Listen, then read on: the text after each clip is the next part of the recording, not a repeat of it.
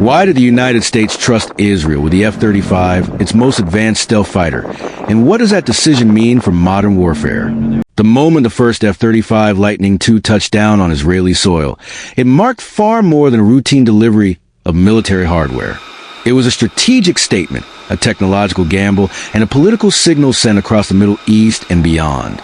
The United States was not merely selling a jet. It was extending a level of trust that few nations on Earth have ever received. Israel became the first country in the world to operate the F-35 outside the United States, a distinction that reshaped air power in the region and redefined the rules of alliance warfare in the 21st century. This is a story of how Israel got the F-35, why Washington said yes, and how this single aircraft has altered the balance of power in one of the world's most volatile regions. To understand the significance of Israel receiving the F-35, it is essential to understand what the aircraft represents. The F-35 is not simply a replacement for older fighter jets like the F-16 or F-15. It is a fifth-generation stealth aircraft designed to fight in environments where enemy radar, surface-to-air missiles, cyber warfare, and electronic jamming dominate the battlefield. It combines stealth, advanced sensors, real-time data fusion, and networked warfare into a single platform. Unlike previous jets, the F-35 does not rely solely on speed or maneuverability. Its true strength lies in information dominance, the ability to see enemy forces before being detected, share that information instantly with other aircraft and ground units, and strike targets with extreme precision. For the United States, this level of technology is among its most closely guarded military secrets.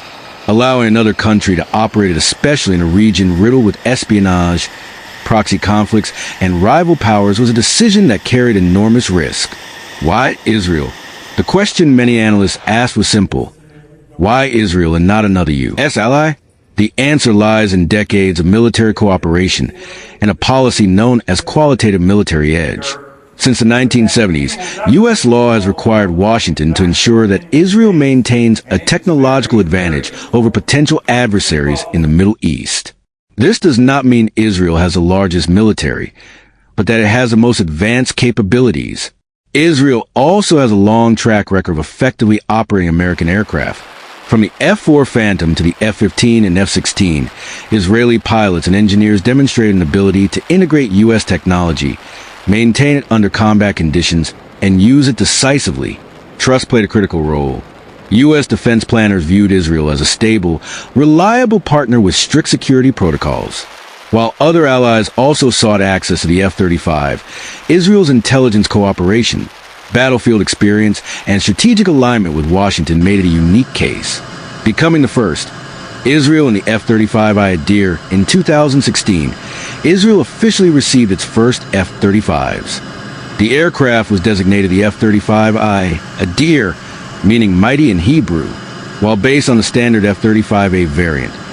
The Israeli version was anything but standard. In a rare move, the United States allowed Israel to install its own electronic warfare systems, software modifications, and classified technologies. This was unprecedented. Normally, the F-35 software and mission systems are tightly controlled by the U.S., even for close allies. For Israel, this customization was non-negotiable. The country faces unique threats from advanced Russian-made air defenses to non-state actors operating across borders, and insisted on adapting the aircraft to its specific operational needs. The result was a stealth fighter optimized for Middle Eastern combat environments, capable of operating independently if necessary, yet still fully interoperable with U.S. and allied forces. From testing to combat, the F-35's real debut many advanced weapon systems spend years or decades without seeing combat. That was not the case with Israel's F-35s. By 2018, Israel became the first country in the world to use the F-35 in combat operations. Though details remain classified, Israeli officials confirmed that the jets were used in operational missions, likely involving strikes against high-value targets and air defense systems.